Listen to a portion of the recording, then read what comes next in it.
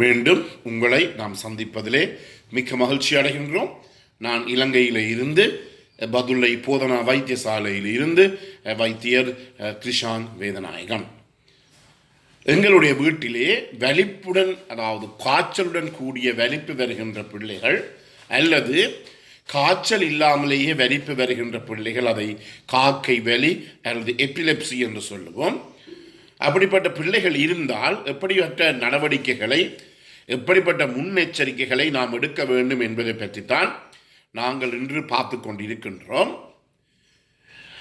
அதாவது முக்கியமாக இந்த பிள்ளைகள் இரவிலே கூட நேரம் நித்திரை கொள்ளாமல் இருக்கக்கூடாது.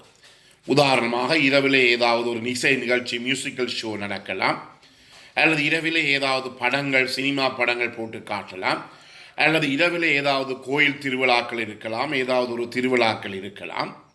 இரவிலே கூடுதலான நேரம் இவர்கள் நித்திரை கொள்ளாமல் இருப்பது தவிர்க்க வேண்டியது. ஏனெனில் நித்திரை கொள்ளாமல் இருக்கின்ற போது கூட இவர்களுக்கு மீண்டும் அந்த வலிப்பு அல்லது ஃபிட் ஏற்படக்கூடிய சந்தர்ப்பங்கள் இருக்கிறது.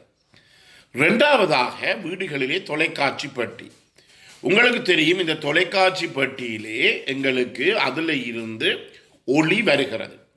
இந்த ஒளியானது ஹெர்ட்ஸ் வடிவத்திலே தான் எங்களுக்கு வருகிறது. எங்களுக்கு அது தெரியாவிட்டாலும் கூட இந்த ஹெர்ட்ஸ் வடிவிலே, அலை வடிவிலே தான் அங்கு அந்த மாற்றங்கள் எல்லாம் நடைபெற்று எங்களுக்கு தொலைக்காட்சியை நாங்கள் பார்க்கிறோம். எனவே இந்த வலிப்பிலே ஒரு வகை இருக்கின்றது.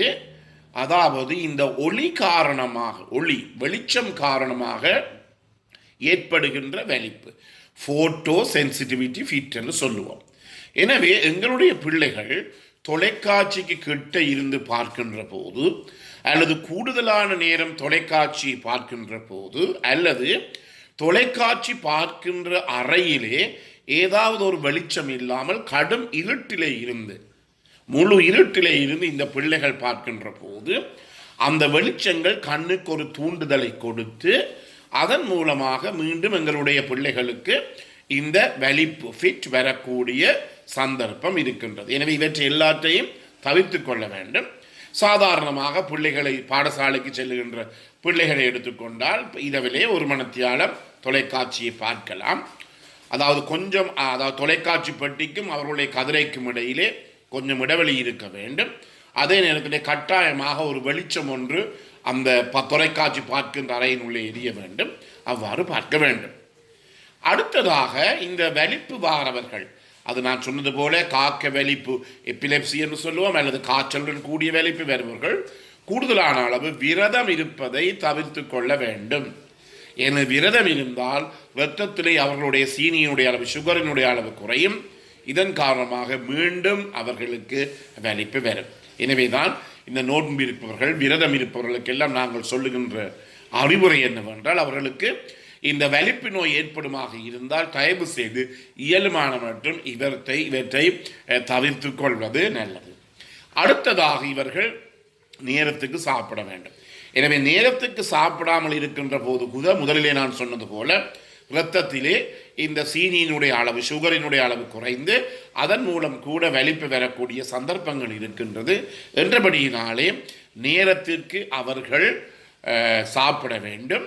அதே நேரத்திலே முக்கியமாக இந்த பாடசாலை செல்லுகிற மாணவர்கள் என்ன செய்வார்கள், பரீட்சை வருகின்ற போதுதான் நித்திரை கொள்ளாமல் இருந்து படிப்பார்கள். இது இப்படிப்பட்ட, அதாவது வலிப்பு ஏற்படுகின்ற நோயாளிகளுக்கு இயலுமான மட்டும் தவிர்க்கப்பட வேண்டும், குறைக்க வேண்டும். எனவே இந்த நோயாளி பிள்ளைகள் எங்களை வந்து அணுகுகின்ற போது நாம் சொல்லுகின்ற ஒரு விடயம் என்ன, முதலிலே இருந்தே நீங்கள் இந்த பரீட்சைக்கு உங்களை ஆயத்தப்படுத்தி கொள்ளுங்கள். கடைசி மட்டும் இந்த பரீட்சை வருகின்ற மட்டும் கடைசி மட்டும் உங்களை தயார்படுத்தாமல் இருக்க வேண்டாம். கடைசியாக 1-2 மாதங்கள் இருக்கின்ற போது, இரவும் பகலாக இரவு நித்திரை கொள்ளாமல் இருக்கின்ற போது அவர்களுக்கு மீண்டும் இந்த நோய் ஏற்படும், இந்த வலிப்பு ஏற்படும். எனவே மாணவர்கள் கட்டாயமாக தாங்கள் முதலிலே இருந்து தங்களுடைய இந்த படிப்பு நடவடிக்கைகளை பிளான் பண்ணி, அதை திட்டமிட்டு, இந்த நாளுக்குள்ளே என்னுடைய சிலபஸை என்னுடைய பாட விதானத்தை நான் முடிக்க வேண்டும், எனவே என்றபடியால் அதுக்கேற்ற மாதிரி திட்டமிட்டு தங்களுடைய படிப்பை கல்வியை மேற்கொள்ள வேண்டும். கடைசி நேரத்தில் போய் இரவிரவா முழித்து படிக்கின்ற போது அவருக்கு வலிப்பு வந்து அவரை நாங்கள் வைத்தியசாலையில் அனுமதிக்க வேண்டிய தேவை ஏற்படும். என்றபடியினால இதையும் கூட கணிசமான அளவு அவர்கள் பார்த்து கொள்ள வேண்டும். மிக முக்கியமாக கடைசி நேரம் மட்டும் படிக்காமல் இருக்க வேண்டாம். பரீட்சை வரும் மட்டும் முதலிலே இருந்து நீங்கள் ஒழுங்காக அமைதியாக இலகுவாக நீங்கள் பாடங்களை படித்து முடிக்கின்ற போது இந்த பரீட்சைக்கும் கூட இலகுவாக இருக்கும். அதே நேரத்தில் நாங்கள் சொல்லுவோம், இப்படிப்பட்ட நோயாளிகள் பரீட்சை மண்டபங்களுக்கு செல்லுகின்ற போது ஏதாவது கட்டாயமாக கொதித்து ஆறின தண்ணீர், அதோடு நான் சொன்னது போல ஜீவனி கொஞ்சம் இருந்தால் நல்லது. அதே நேரத்தில் ஏதாவது ஒரு சீனி இருக்கின்ற பானம். சில நேரங்களிலே அவர்கள் கூடுதலான அளவு நேரம் 3 மணித்தியாலங்கள் ஒரு பரீட்சை வினாத்தாளை எழுதுகின்ற போது கூட இப்படிப்பட்ட பிரச்சனை வரக்கூடிய சந்தர்ப்பங்கள் இருக்கின்றது. என்னபடியால் அவர்கள் ஒரு டஃபியையோ ஒரு சாக்லேட்டையோ கொண்டு போய் சாப்பிட்டு கொண்டு பரீட்சை எழுதுகின்ற போது அதற்குரிய அந்த இரத்தத்தில் இருக்கிற சீனியின் அளவு கொஞ்சம் கட்டுப்பாட்டில் இருக்கும். என்றபடியினாலே அதன் காரணமாக கூட அவர்களுக்கு இந்த வலிப்பு ஏற்படுவதை எங்களால் தடுத்து கொள்ள முடியும். முக்கியமாக கட்டாயமாக இந்த பரீட்சை மண்டபங்களுக்கு தண்ணீரை எடுத்துக்கொண்டு செல்ல வேண்டும்.